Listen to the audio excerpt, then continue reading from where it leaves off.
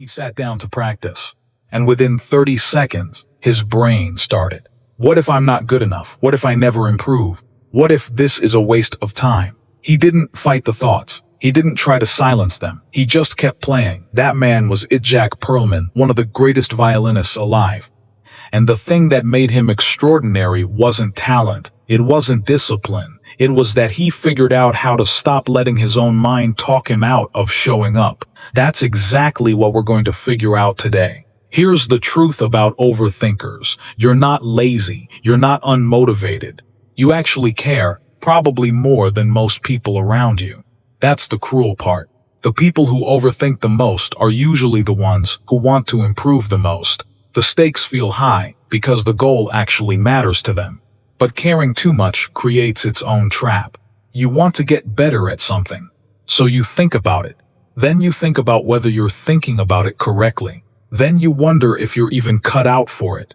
Then you compare yourself to someone further ahead. Then you feel behind. Then you feel paralyzed. Then you do nothing.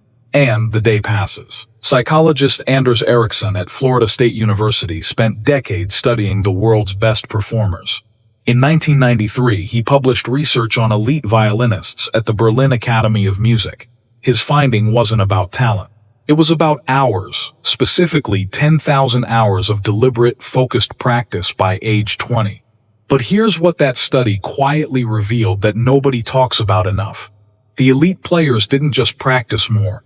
They had learned to quiet the mental noise while they practiced.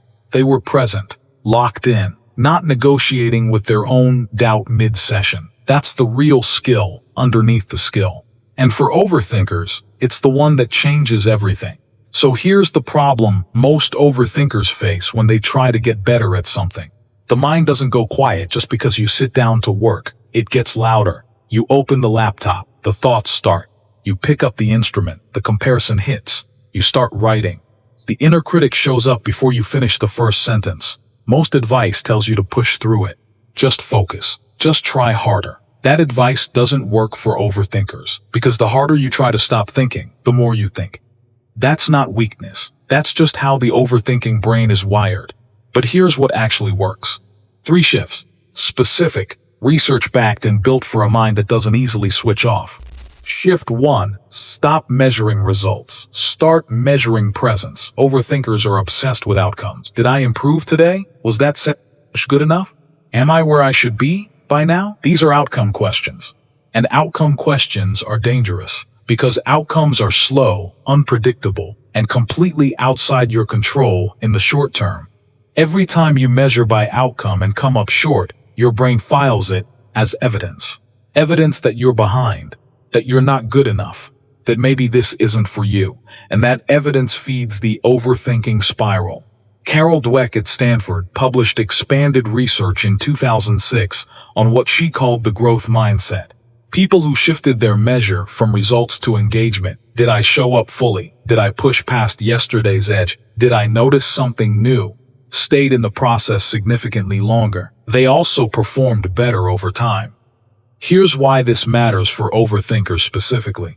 Presence questions are answerable every single day. Did I show up? Yes or no? Did I try? Yes or no? You can answer yes even on a bad day, even on a slow day, even on a day when nothing clicked, and every yes trains your brain to associate the practice with reward instead of disappointment. You don't get addicted to something that keeps making you feel like a failure. Change the measurement, and you change the feeling. Shift 2. Find your edge. Work there. Only there. Overthinkers have a specific problem with practice. They either go too easy, staying in the comfortable, familiar zone where the brain doesn't have to stretch, or they go too hard, overwhelm themselves, and spiral into, I'll never get this. Neither works. Both feed the overthinking loop. Psychologist Mihaly Csikszentmihalyi spent 30 years studying peak performers, musicians, athletes, surgeons, chess players. He identified one consistent trigger for what he called flow. That state where time disappears, and the mind finally, mercifully goes quiet. The trigger wasn't talent. It wasn't motivation. It was calibration. The task had to be slightly harder than your current skill level. Not overwhelming, not comfortable. Slightly harder. that razor-thin edge between boredom and anxiety. That's where the overthinking brain gets absorbed, because it's genuinely busy. There's no mental bandwidth left for the spiral. So every session, the question isn't how long should I practice? For overthinkers, that question leads straight to negotiation and procrastination. The question is, what's the next edge I haven't crossed yet? Find it. Work there. The noise drops on its own. Shift 3. Change who you are, not just what you do. This is the one that overthinkers resist the most, because it sounds too simple. Most overthinkers approach skill building as a series of tasks. Today I'll practice for 30 minutes. This week I'll try to be more consistent. Next month I'll be better. Tasks are negotiable. Identity isn't. Peter Gollwitzer at New York University found that people who formed identity-linked commitments, not "I want to practice more," but "I am someone who practices every day," followed through at dramatically higher rates. Here's why this hits different for overthinkers. When your brain starts its usual loop, am I doing this right? Is this working? What's the point? An identity statement cuts through it differently than a goal does. A goal can be questioned. An identity just is.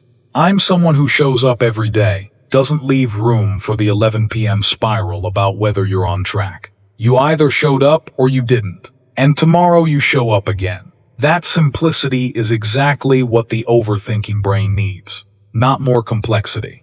Less. And here's where it gets interesting.